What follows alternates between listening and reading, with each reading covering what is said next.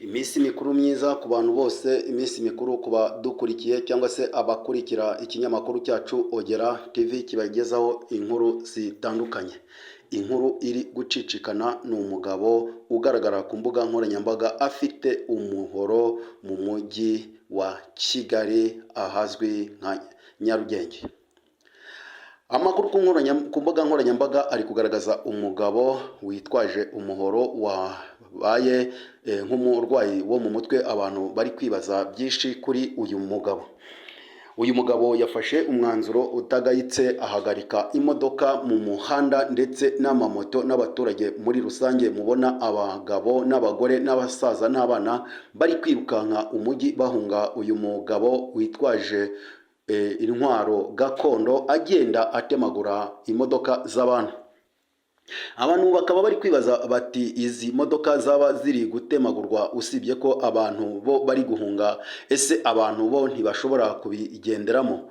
Ubwo ikinyamakuru Ogera TV cyageraga ahabereye umugayo kuri uyu mugabo wakoraga ibidashimisha abaturage, cyageze gisanga abamotari, abatagisi meni batari kuvuga rumwe ku by'uyu mugabo.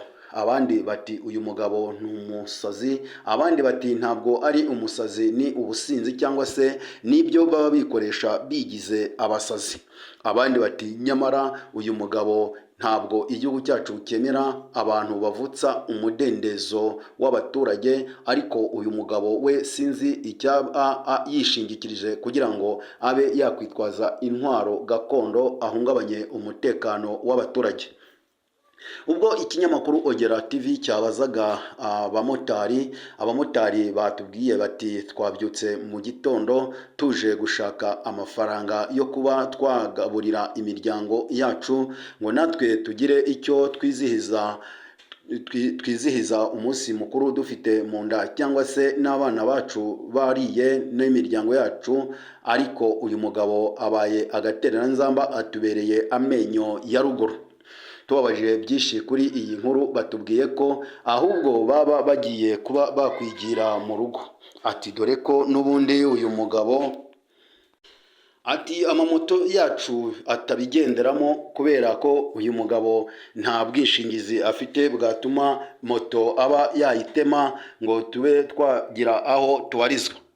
Ati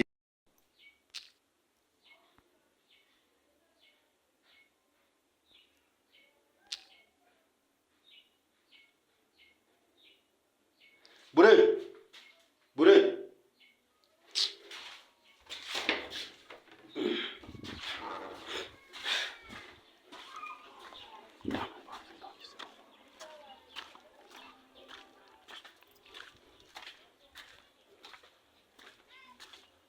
vugisha wa muhungu wo mu ntara arahamagaye ndi gukora ino nkuru umwana mvugiye. Yaba yaje umurangira.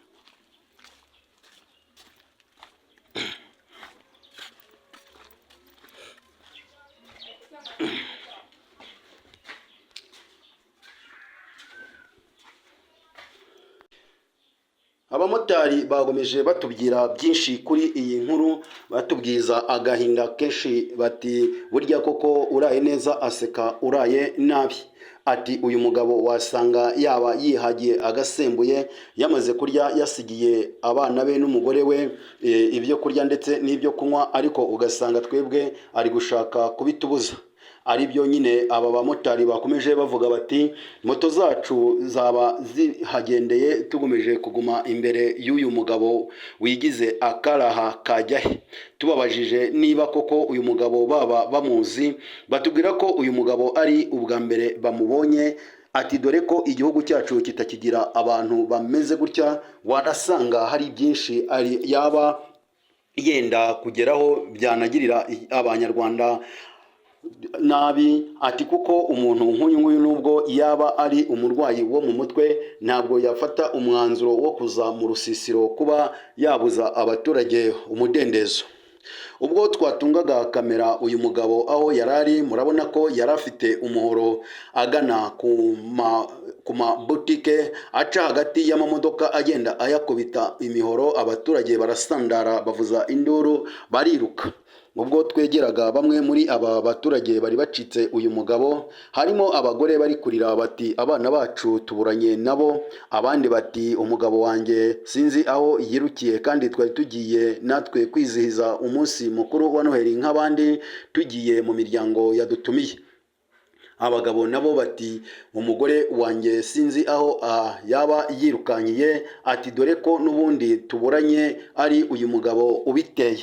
Atese ni gute aba baturage badahamagarira uyu mugabo cyangwa se uyu mugizi wa nabi uri gushaka kuvutsa abaturage b'umujyi wa Kigali kwirira umunsi mukuru, baniyumvira ibyishimo by'akana Yesu yatuvukiyemo. Atariko uyu mugabo ari gushaka kugira ngo atubuze umutekano ndetse n'umudendezo. Ni igihe kinini polisi y'igihugu ihora ishishikariza abanyarwanda ndetse n'abanyarwandakazi muri rusange kuba nta muntu wemerewe kuvutsa mugenzi we umudendezo cyangwa se kubuza mugenzi we amahoro. Ariko uyu mugabo we ntabwo yigeze abikozwa. Abaturage benshi aho bari kwibaza niba ari ubusinzi cyangwa se yaba yabikoze abishaka.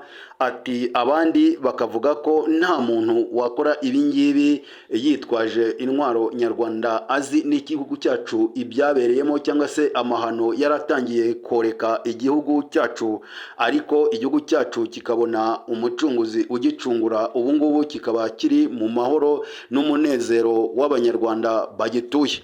Ati uyu mugabo uko byasa kose ashobora kuba ari umurwayi wo mu mutwe.